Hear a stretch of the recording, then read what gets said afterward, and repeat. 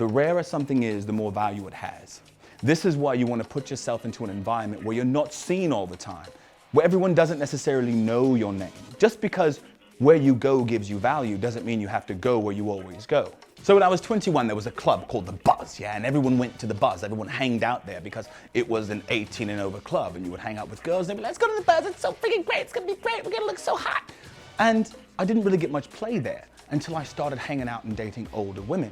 These older women started taking me to other clubs, more mature places, and because I was in a different environment where no one had ever met me before, my stock went up because new face. The larger your dating pool, the more likely it is for you to meet women who will truly have the qualities that you want.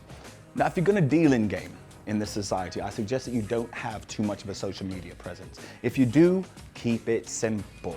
Build a connection with your audience, with you hanging out with your friends or your dog, cooking or playing board games with your family, stuff like that.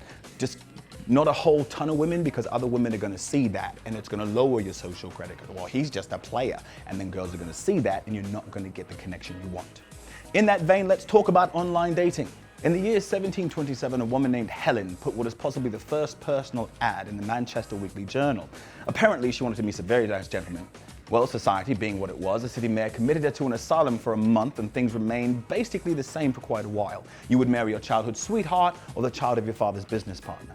In come the 2000s, and we've got Blender, O'Crumble, and BlackPeopleMeet.com, an unlimited parade of people before you, which also has its issues. The problem with dating sites is they're a sausage fest. They are the international house of sausage. In 2016, 67.8% of dating app users were males, while only 32.2% were female. Even worse, women on these apps get swiped right on average 50% of the time more than men, who get swiped right 16% of the time. And that's not taking into account the fake profiles that are set up to catfish you, the baits and the profiles that no one uses. The online dating is basically a digital meat market that is in the favor of women. Any girl can get a supply of matches on these things, while the average guy may get about one a day.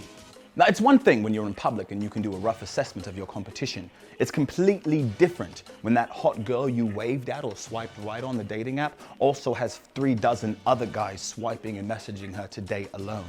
Standing out from all those guys is no easy task. It's not all bad though. I mean, very few men are good at online dating. A mixture of lazy selfies and creepy messages that are either boring or nonsensical. So you can stand out above the crowd, so to speak.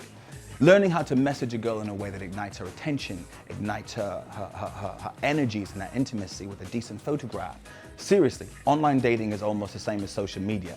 In fact, it's all marketing. And that's basically what it is. It's all marketing. The pictures and the images are designed to get your attention. You can use online dating to constantly get dates with girls, but if you're not up to do all the pictures and the emails and all that jazz, it may not be the best route for you. Like, I'm an entertainer, but I really don't like social media. There's so much effort to maintain it and put into it. Also, if a girl looks like a 10 online, she's probably a 6. If she looks like a 6, she's probably a 4. No one is that beautiful all the time. They choose the most flattering photos that they've taken, and that can be misleading. Dating apps are great, don't get me wrong.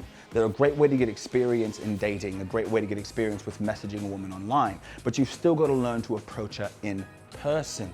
Don't get me wrong, there are some great sites out there, and some sites where people really have found their Cinderellas and fell in love, but most of them, I won't say anything negative about anybody right now. Fun fact here, the first online computer dating company was called Phase 2. It was invented in 1970. And we've come a long way since then. Sound off below. Let me know some of the ways that you've engaged online, and subscribe and like below, and we'll see you soon.